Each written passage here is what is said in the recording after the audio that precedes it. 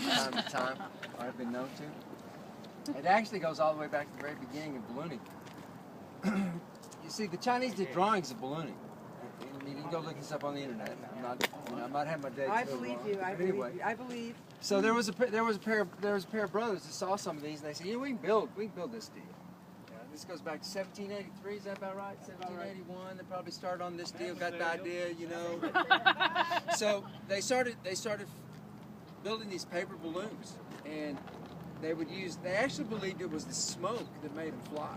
So they would build their fire on a pallet, but they put anything that smoked a lot, and they'd launch them. So finally comes time, they get pretty brave, and the first day they flew a rooster and a goat and a sheep and a goat, sheep and a... It's 3 animals. Monkey. Yeah. No monkey. I don't want to say that. No, Aggies weren't around at that time. 1786. So anyway, finally comes time to fly, and they've got to go persuade the king to let him fly. And the king looks at it and says, we're just going to put some prison convicts in there. And they figure that's going to be a big deal. Behind the back. Oh! This close. Get another ball. So the Montgolfier brothers approached the king and said, no, we're not going to use prison convicts. Really, what you need to do is, and so there was a nobleman, his name was Jean-Pilatre de Rozier. And so one of the Montgolfier brothers and Jean-Pilatre de Rozier I think it was in November, about November, they make their first flight. Now keep in mind, nobody's ever flown by that point. It's successful, they fly 10-15 minutes. But where the champagne comes in, as they became more and more successful in their flights, they were landing in vineyards. And if you can imagine the vineyards, first of all, we got people from outer space landing in the 1780s.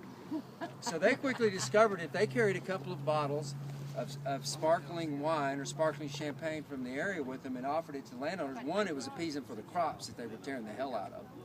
And the other was to let them know from Earth. So that tradition's carried forward 200 years. There's other traditions that you may not know.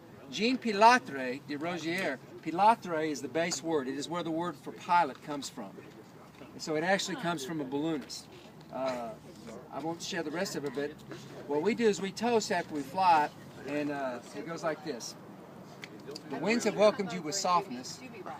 The sun has blessed you with his warm hands. We have flown so high and so well that God has joined us in our laughter and set us ever so softly back to Mother. And with that, we toast first flight. Thank you very much.